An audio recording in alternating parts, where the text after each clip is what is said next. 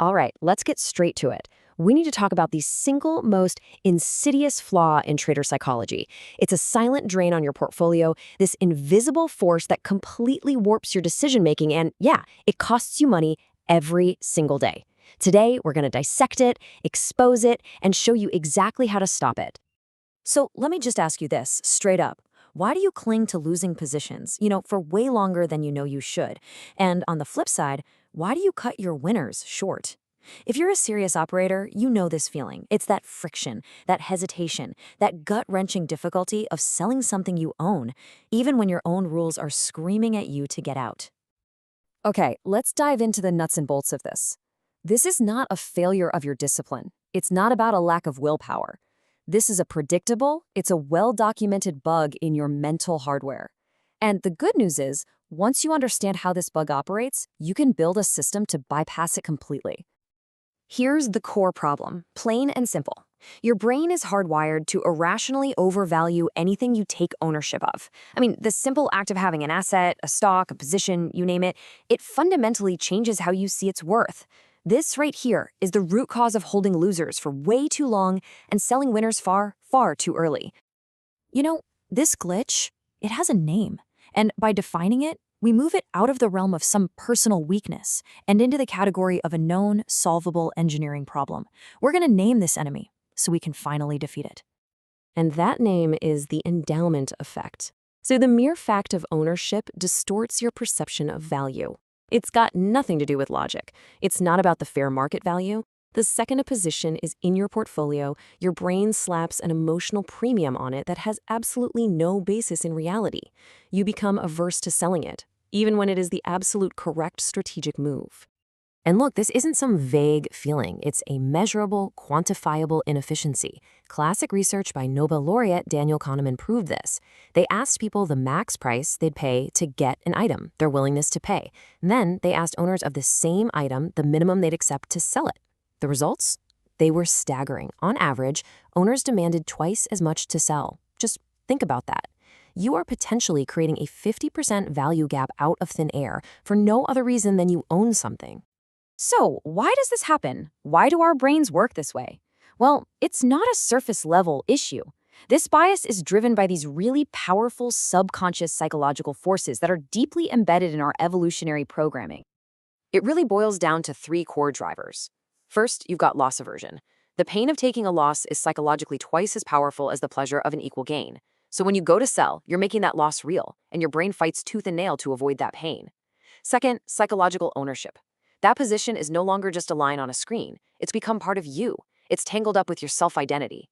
Selling it feels like admitting you are wrong, and that's a direct threat to the ego. And third, status quo bias. Your brain is lazy. It prefers the known path. Doing nothing is always the path of least resistance, so you just hold on. Now, if you think this is all just soft psychology, think again. We have hard physiological data that shows exactly how this bias hijacks your brain's processing. This is a measurable, observable glitch in your personal operating system. Eye tracking studies have shown that sellers and buyers literally look at the world differently. As a seller, your gaze is drawn to the asset itself. You focus on all its good qualities, which just amplifies its value in your mind. But as a buyer, your gaze is fixed on the price, the pain of what you have to give up.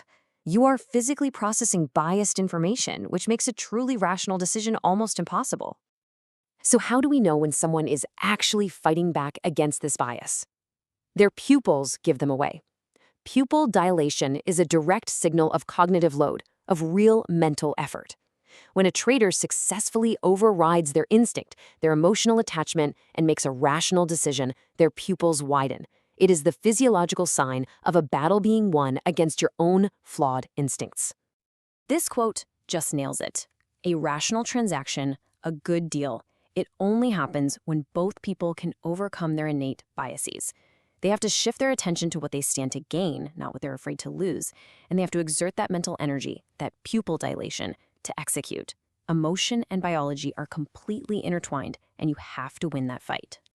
So if your own intuition and your own biology are working against you, what's the answer? Well, it's not about trying harder or having more willpower. The only real antidote to flawed psychology is a structured, unemotional, and proven process.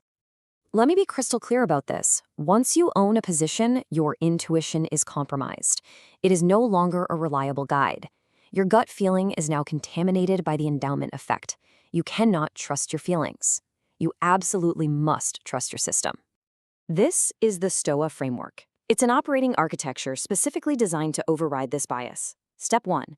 Document your rules. This is your playbook. Before you ever enter a trade, you define objective criteria for entry, exit, and risk. No decisions on a whim. Step 2. Detach from ownership. You have to start thinking of a position as just inventory, not some personal possession. Your job is to manage the inventory according to the system, not get emotionally attached to it. The rules, not your feelings, dictate your actions. And step 3. Execute mechanically. The hard thinking is done. Your only role now is to be the operator who ensures the plan is followed, without any emotional interference. You just run the process, the decision was already made. So I'll leave you with this question. Are you operating like a professional with a proven, documented process? Or are you going to keep gambling on emotions that you now know for a fact are compromised? You know, if you've made it this far, you're not just curious, you're serious. And that's exactly who STOA was built for. Here's the deal. We don't accept everyone. We run on an application-only system because we only work with people who are ready to operate at the next level. So if you want to stop wasting hours chasing noise and instead run a proven, documented process that gets results in less than 90 minutes a day, then you should apply now. There are limited seats, and once they're filled, they're gone for the quarter. Click the link in the description, fill out the short application, and let's see if you're a fit. If you're watching this, my guess is you already know you should.